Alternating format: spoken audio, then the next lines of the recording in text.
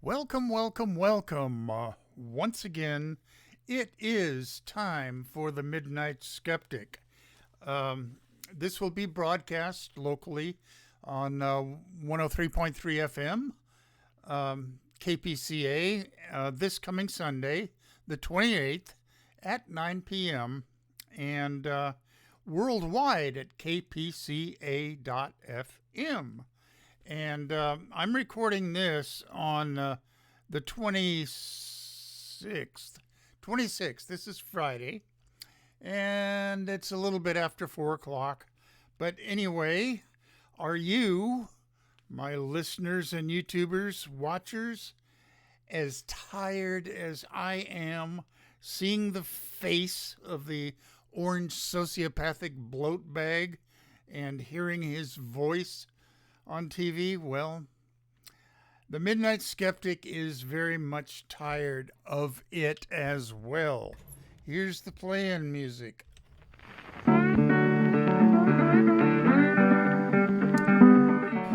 You are listening to KPCA LP, Petaluma, California, at 103.3 FM and worldwide at www.kpca.fm. And this is the Midnight Skeptic. The views of the Midnight Skeptic are not, repeat, not necessarily the views of KPCA or any of its affiliates.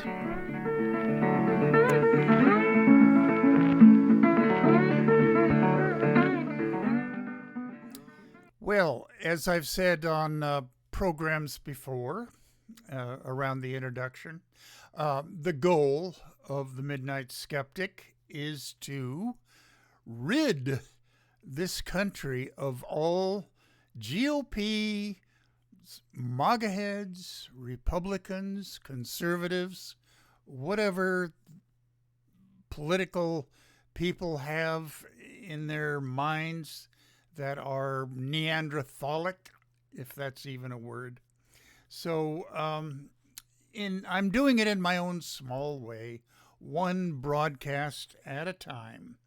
And, to the extent that that goal is obtainable, well, the 2024 election is right around the corner. So here we go with the shout-outs. Nariman, I think I've been forgetting to mention you on the last, 4 or 5 shows. And Art Kuznets. Project Censored with Mickey Huff, Nolan Higdon, and Andy Lee Roth. All of them are professors at 3 different colleges. Mickey Huff is over here at Diablo Valley College over in Pleasant Hill. I get those 2 towns mixed up all the time. Anyway, go to their website, projectcensored.org, and sign up for their newsletter. It's very interesting. And if you have a mind to, order their current book, The State of the Free Press 2023. They come out with a new one every year. And let's see. State of the Free Press 2023. Project Censored, their website. Project Censored. I think you might need the hyphen. Anyway, you can find them. Okay, locally, John Crowley at Aqua's Cafe. Check out their events calendar. They have gatherings of various sorts in the Aquas community, artistic, nonprofit meetings, and drinks with shrinks every so often. Okay. Tom Gaffey at the Phoenix Theater. I'm wearing a Phoenix Theater. I'm not going to turn around and show it to you. But anyway, the T-shirt I have on is a Phoenix Theater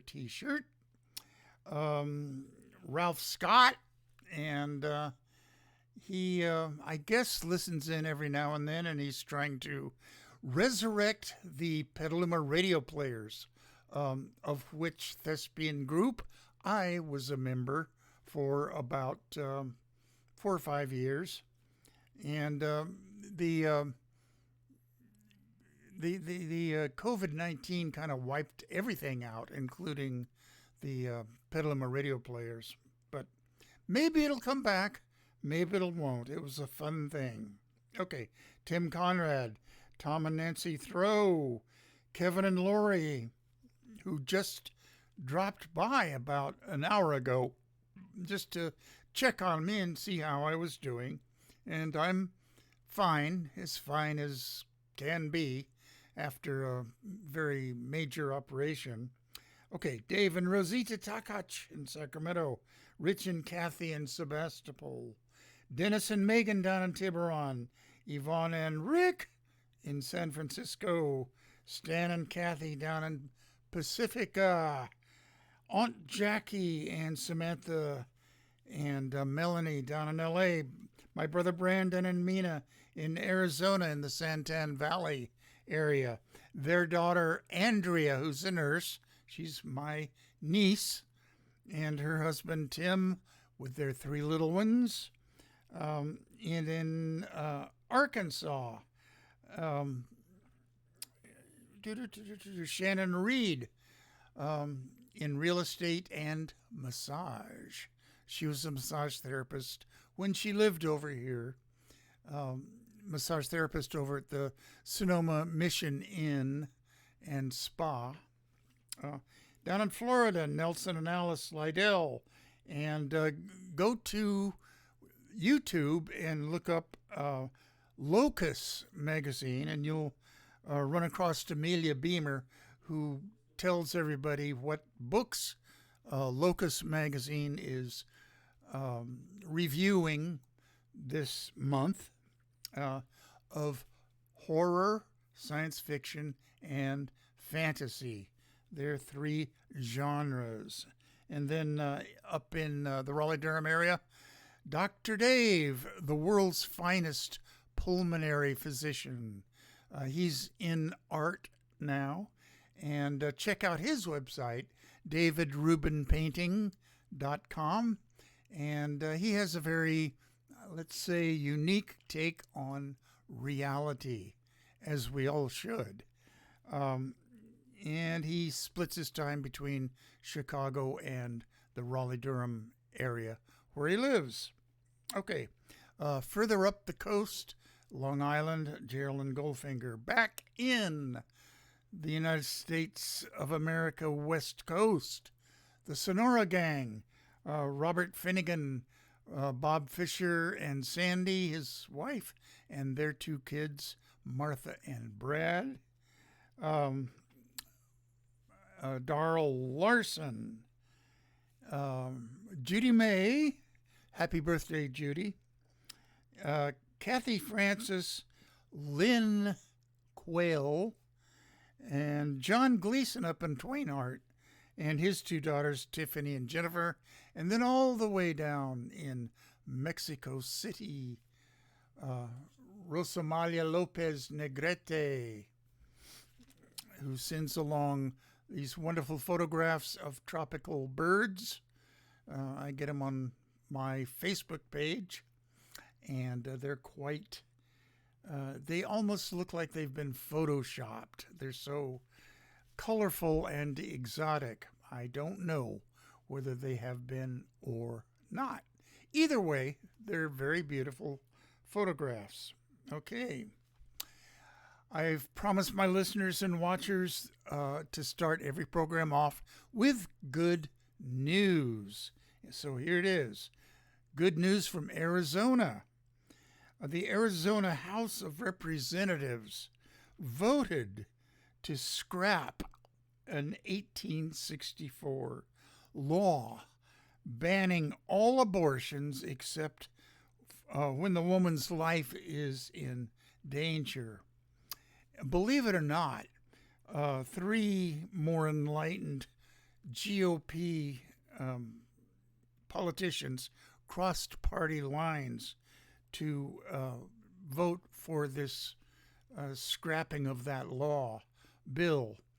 And if it passes the other house of the Arizona legislature, then it goes to the desk of Governor Katie Hobbs. Not Carrie Lake, who probably still claims that she's the duly elected governor of Arizona. She's an election denier and has other crazy ideas as well. Okay. And she's running for Senate now. Vote for Ruben Gallego. If you're listening to this broadcast in Arizona. Oh, speaking of Arizona, I forgot to mention the animal control officer in Patagonia, Karina Hilliard. Her specialty is snake removal. Okay, anyway, back to the good news. Okay.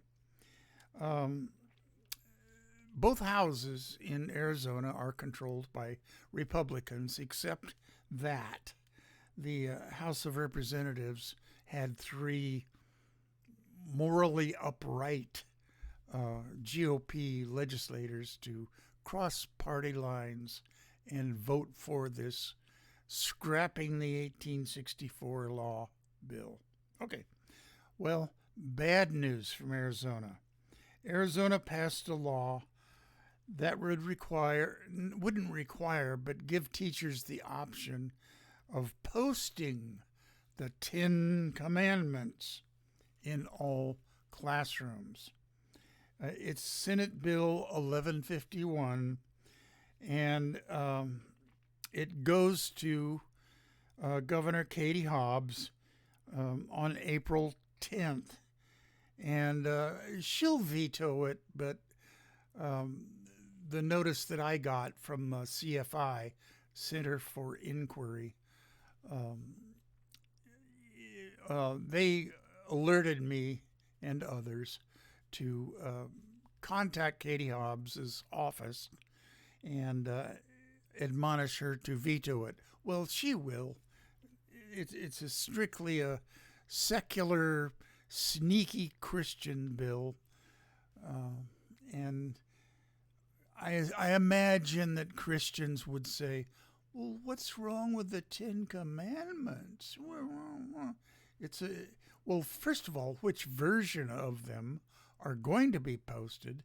And secondly, it's strictly a Christian thing, although other religions have more or less rules to follow that more or less mirror the 10 Commandments. Okay, enough of that. Sneaky Christians. Christian nationalists that have no compunction about using the government to shove their view of the world down our throats. Okay, good news. Maine has just passed legislation to shield doctors who provide transgender health care. LD 227, and I'm not sure what LD stands for. Legislative D something, I don't know. But anyway, that's the name of it. LD 227 in Maine also protects healthcare workers from other states' bans on reproductive and gender affirming care. The Finance Committee within their legislature voted 8-4 to recommend passage. Well, who do you think is the 8 and who do you think is the 4? There were 8 Democrats and 4 Republicans. Of course, Republicans don't want protections for healthcare workers. Okay, a unionizing update, and I am a firm supporter of unions. I'm in 2 of them myself. The UFCW, the United Food and Commercial Workers Union. I'm retired from them as well from Safeway, and the Teamsters. I'm retired from the beer truck drivers portion of the Teamsters. I worked, well, I was a salesman in the beer industry, and when they organized all of our truck drivers and warehouse workers, well, they sucked in the salesmen with them, and I don't care. I'm happy to be part of the Teamsters Union. I'm getting a small pension from them after having been with them for only 10 years. Yeah, small pension. Okay, unionizing update. The workers at Volkswagen's plant in Chattanooga, Tennessee, overwhelmingly voted to join the UAW, United Auto Workers. As a union member myself, Teamsters and UFCW, I strongly applaud the growing union movement here in the United States. Eat it, Republicans. Anti-union political party. Okay. Horrible religious news. Okay, here's what Passover really means, or celebrates. I guess you could say that. What Passover means, while being held captive in Egypt, and this is not really a historical fact that's actually true. While being held captive in Egypt, the Israelites marked their doorposts with lamb's blood so that God would pass over the home and not slaughter the firstborn child therein.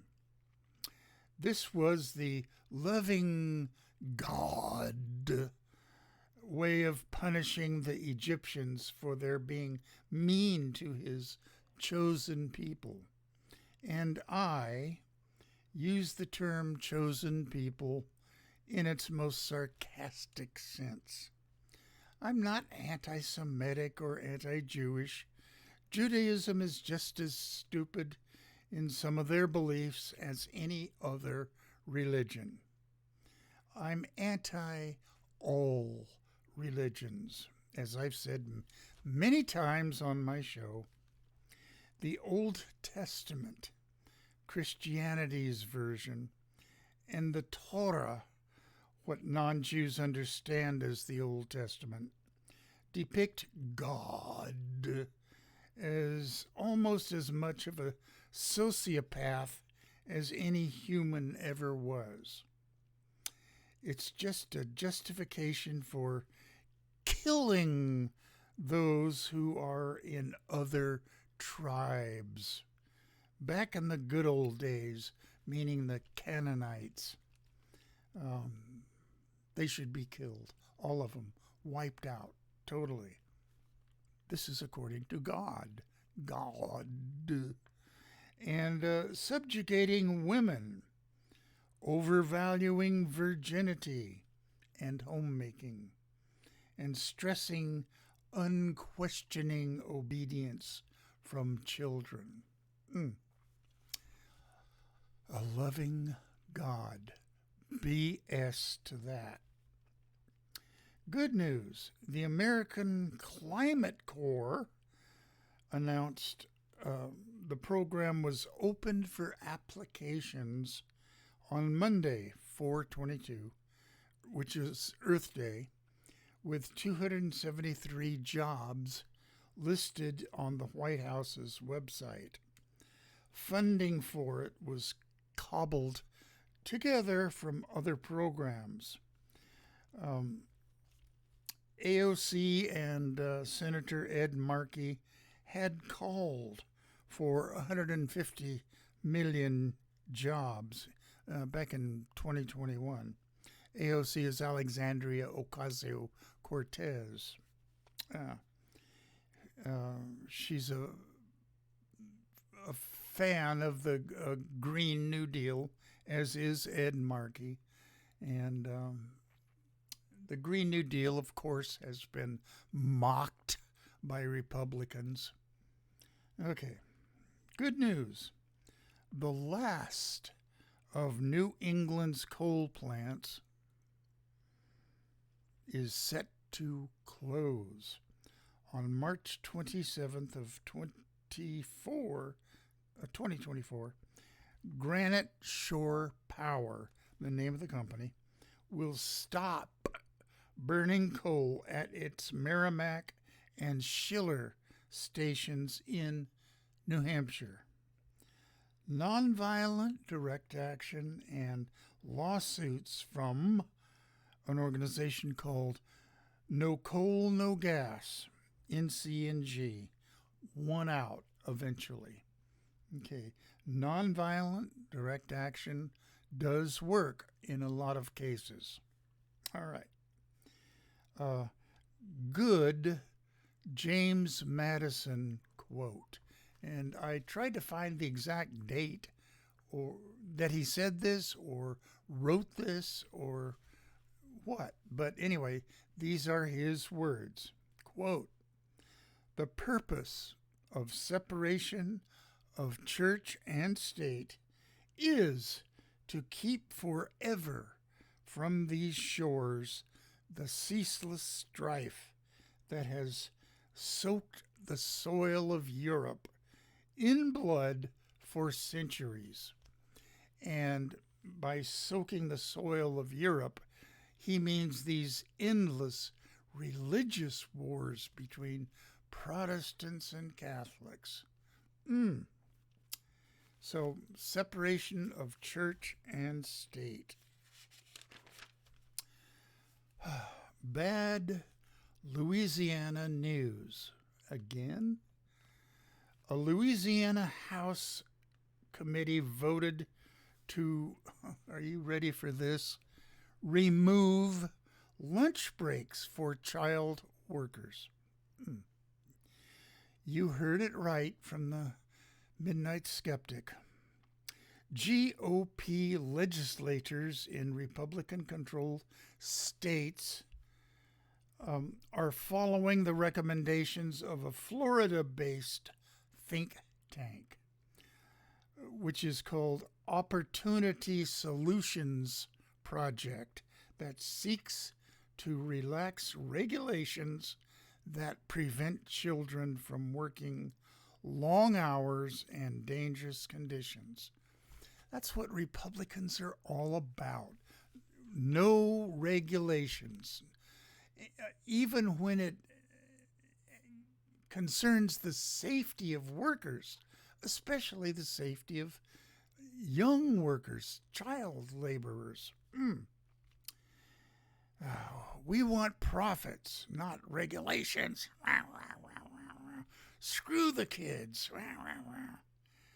Okay, the Foundation for Government Accountability, headquartered in Naples, Florida, which created the Opportunity Solutions Project, is a conservative American public policy think tank and a nonprofit.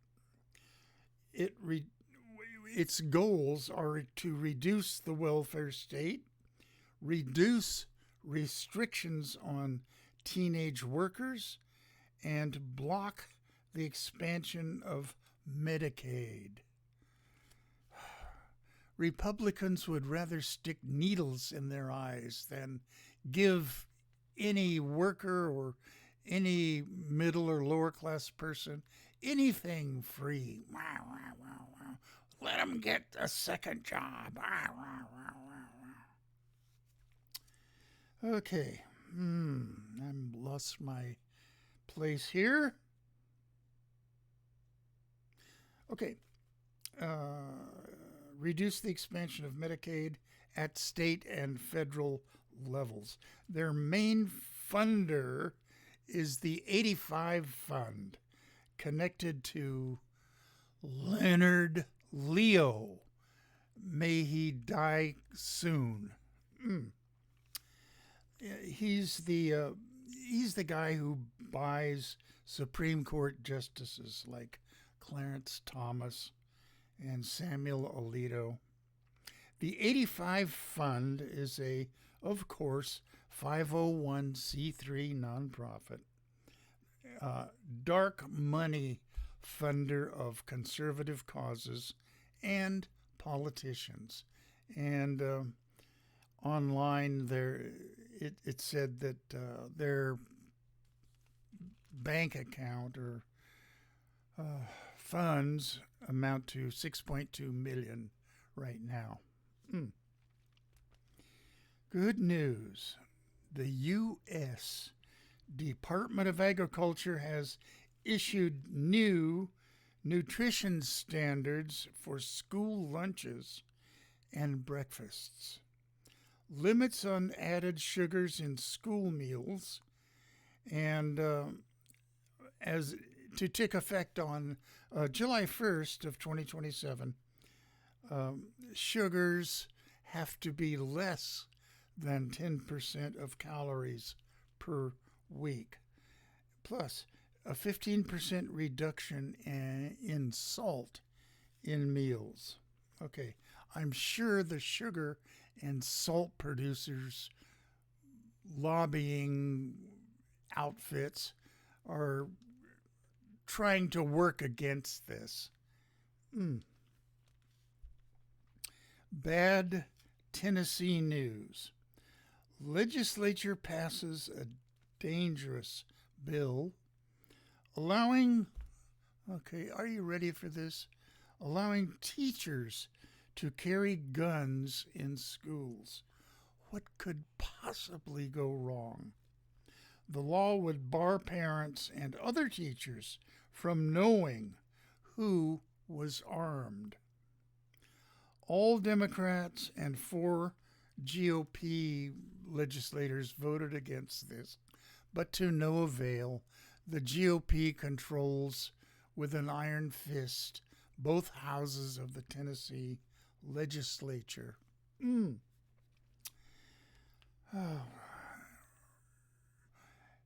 Tennessee, Florida, and Texas are the 3 most right-wing, ignorant, uncaring, cruel GOP-controlled states in the Union. Bad news.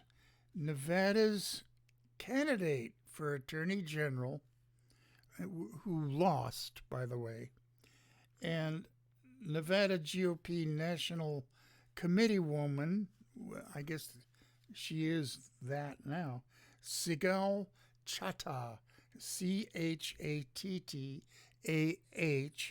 sued to stop Senate Bill 406's protection for election workers. That's not fair. The Republicans want to harass election workers. They want to make them feel uncomfortable so they'll quit switching votes from Trump to Biden. Okay, Sigal Chattah sued to stop SB 406's protection for election workers. And in Arizona, right-wing America Firsters are suing to block anti-harassment provisions in Arizona's election procedures manual. Republicans want to harass and threaten and election workers. And there's been a big turnover. I wouldn't want to be an election worker in a Republican-controlled state. They'll be phoning and emailing bomb threats to me if I don't overcount votes for the orange sociopathic bloat bag in 2024. I wouldn't want to be a vote counter. Good news.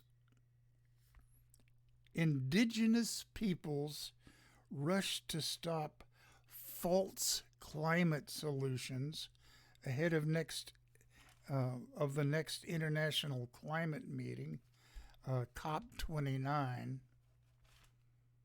Does that mean 2029? So 5 years from now? Okay.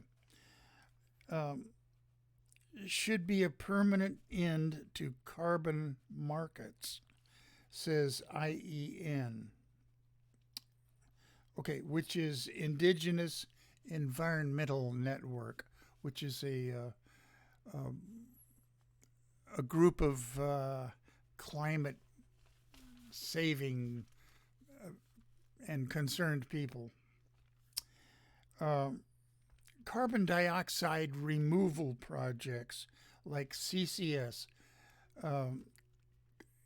capture and storage, carbon capture and storage, forest and soil offsets, debt for nature. These allow extractive companies, meaning oil and gas and coal, continue to profit from fossil fuel extraction. These companies want these carbon dioxide removal projects to proceed apace so they can say, hey, there's a solution to carbon dioxide in the air, carbon capture and removal, and we're contributing to it a little bit.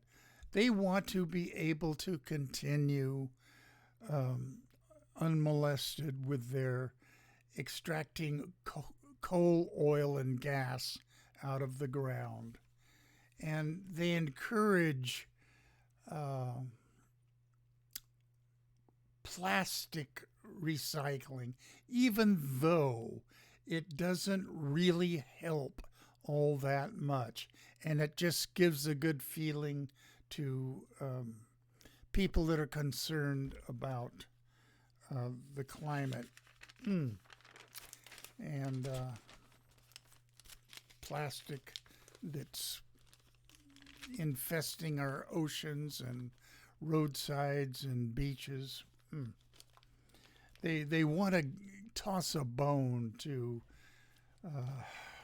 recycling people that think that that's an answer to anything. Well, it's not really. Okay. Good news. The Center for Inquiry, CFI, that I mention on my shows from time to time, has a new educational organization for K through 12 students, and it's called Generation Skeptics. Free critical thinking lesson plans from CFI, and they host workshops, and their new motto, don't believe everything you believe. That's true. CFI's mission is to foster a society anchored in reason, science, freedom of inquiry, and humanist values, and encompasses a great many moving parts.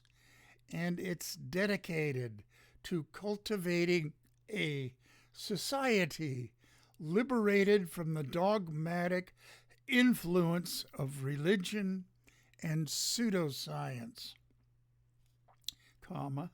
a society ignited by the principles of the Enlightenment and the limitless potential of human intelligence. All those things are what religion is not about.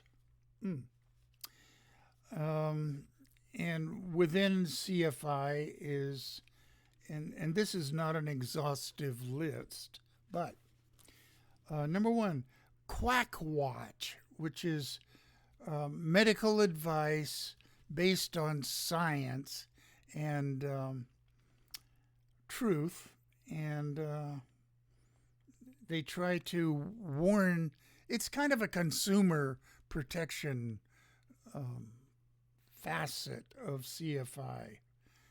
Um, they host the Point of Inquiry podcast.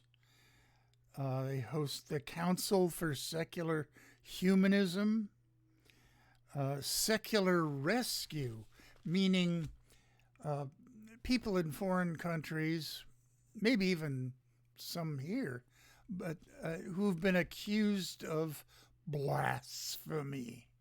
And mostly it's the Islamic countries where people accused of blasphemy are endangered in their lives. Okay.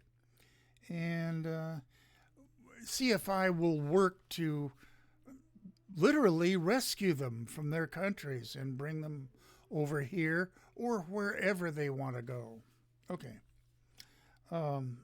We host, the CFI hosts Teacher Institute for Evolutionary Science, TIES, TIES, and the Office of Public Policy, which is a lobbying arm, and with CFI's legal department. And they have a, I don't know, 2 or 3 lawyer legal department that is doing battle against scammers, which is usually religious people or religious organizations or churches. CFI's The Morning Heresy, where I get a lot of my ideas online. I'm talking to you right now from my computer, and I get The Morning Heresy 3 times a week, and it's an emailed newsletter. Sign up for it. It's very, dare I say, funny and informative. And the Richard Dawkins Foundation has since been absorbed into CFI. Okay. The Teacher Institute for Evolutionary Science. This is 2024, and we still need protections for the teaching of evolution.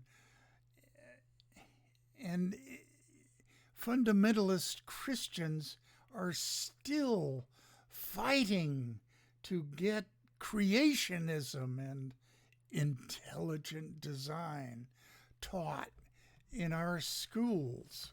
It just, I can't believe we're still having to do this. Okay.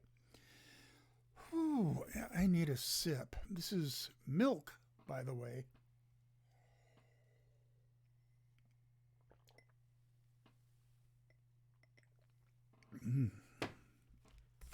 Okay.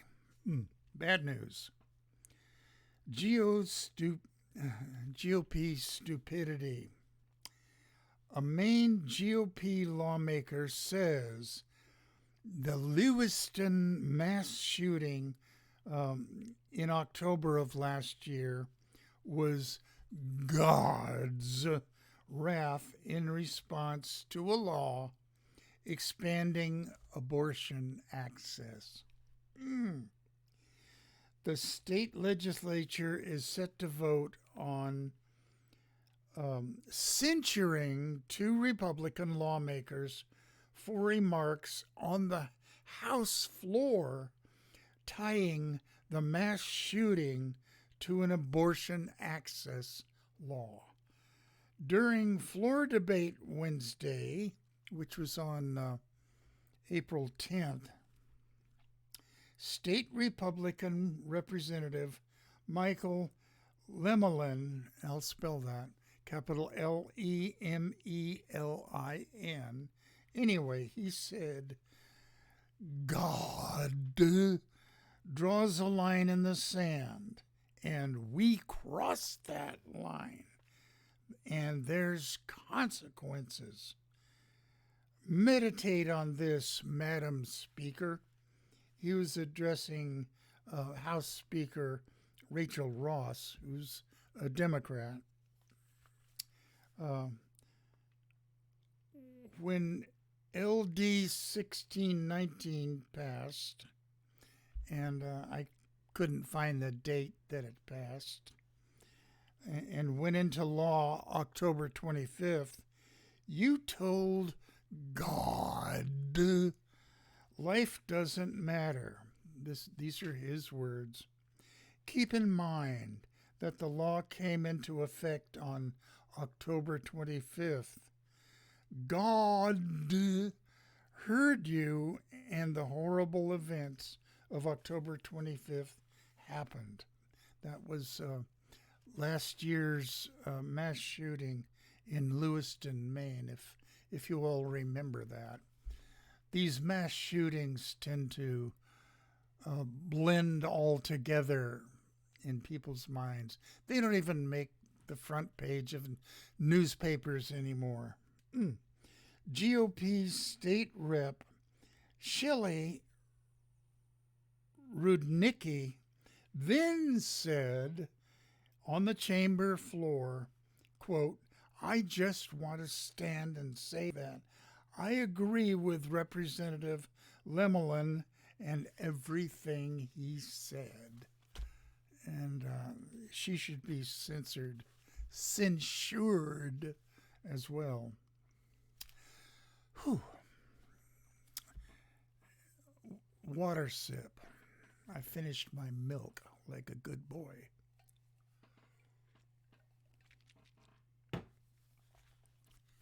Okay, book recommendation, Persepolis, which is a graphic novel series about growing up and leaving Tehran, the capital of Iran. It was published in 2004, originally in French. She did not return to writing until 2022 when she came out with Woman, Life, Freedom in response to the Iranian government's repression of the Women, Life, Freedom movement in Iran after the death of Masha Amini in the custody of the morality police in 2022. Did I not write down her name? The author of Persepolis? I guess I didn't.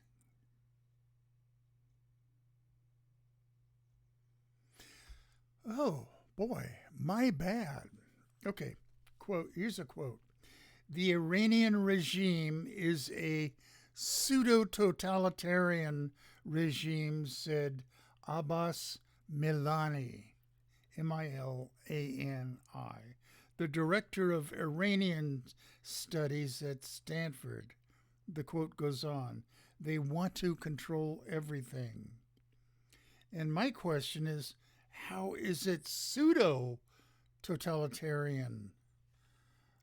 And this goes right along with my statements that I've made many times on this show. All religions are misogynistic.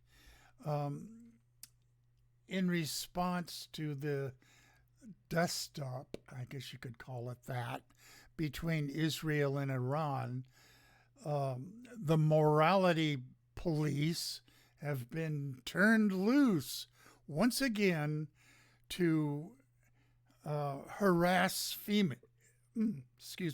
females who are not wearing their hijabs in the proper manner. And I meant to give you that quote again from way back from the Ayatollah Khomeini, and I might be paraphrasing this. "The sight of a woman's hair seen from beneath her hijab is like a dagger toward the heart of Islam. Okay, that's not an exact quote, but anyway, he said that. What have they got against women's long hair? Who knows? It's a stupid belief, just like some Christian stupid beliefs and just like stupid Judaism beliefs. Okay. Fundamentalist Judaism is just as bad as fundamentalist Iranian beliefs or Islamic beliefs. All right, here's three religions that I'll give you a brief talk about. Just to kind of illustrate that all religions are misogynistic and condone violence. There's one exception, the last one on this list that I'll talk about. Anyway, Hinduism is not immune from violence. The guy who assassinated Gandhi on January 30th, 1948, Nathuram Godse, capital Godse, was a member of Rashtra Swayamsevak Sangh, which is a violent right-wing organization that promotes Hindu supremacy. Members of Bajrang Dal are foot soldiers in mob attacks against Muslims and other religious minorities. It was founded in 1984, and they're the ones who destroyed the 16th century mosque in Ayodhya, built by Emperor Babur. A Hindu temple, I think it was finished and consecrated last year, was built on the site last year in honor of the Hindu god Ram, R-A-M. Okay, Sikhism is the youngest of the major religions, founded in 1520, where oh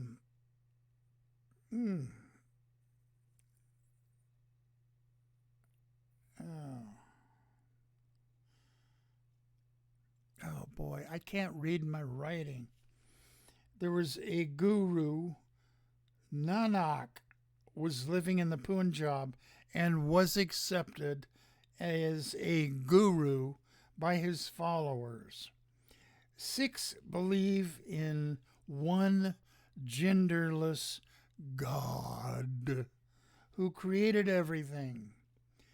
They have no fear, nirhau, no hatred, nirvair, and acceptance of everybody. That is a good thing. Okay, the last religion that I'll talk about briefly, this is all briefly, I'm not a religious scholar, is Jainism. They have no God as a creator. The universe will exist forever, according to them. No judge, no governor or destroyer. Karma and reborn souls is one of their beliefs. Reincarnation. The perfect enlightened souls with a body are arihants, which means victors. Enlightened souls without a body are called siddhas, or liberated souls, and they strictly believe in non-violence. So That's a brief intro to Jainism. And that's the end of my notes. But I stand by my statement that all religions are more or less misogynistic. I haven't been able to look into Sikhism or Jainism, or for that matter, Hinduism, as to their actual beliefs about women's roles in life. If it's anything like Christian fundamentalism or fundamentalist Judaism, it's not good. Women are relegated to a lesser role in life. Men get to study the Torah, and women do the work. That's essentially what it is. And not only do they do the work, but they have kids and are charged with pleasing their husbands. Okay, that's about it. I'm not quite done with my 58 minutes, but this will be transmitted to KPCA in the form that it is, and this, the YouTube version, will be up as soon as I can download it. So I will be coming back at you again next week, and maybe I don't know what I'm going to talk about.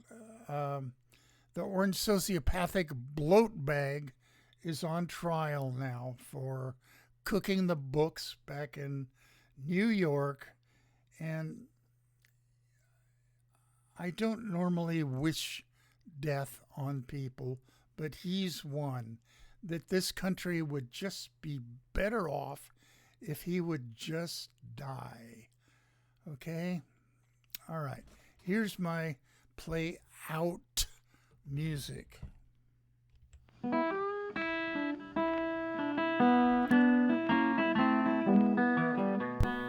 You have been listening to The Midnight Skeptic on KPCA LP, Petaluma, California. And we're at 103.3 on the FM dial and worldwide at www.kpca.fm. Support community radio at patreon.com/Petaluma Community Access. And remember, think critically, think logically, but live joyously, and most importantly, pet your cats.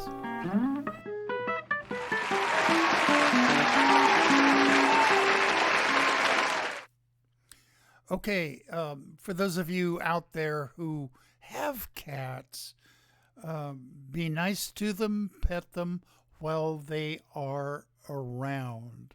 I lost my cat about 3 weeks ago, unfortunately, but I will live with it.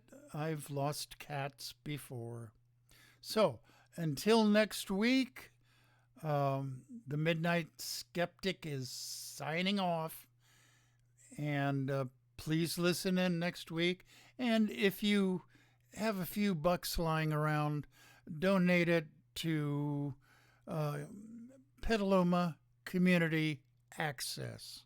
Bye-bye.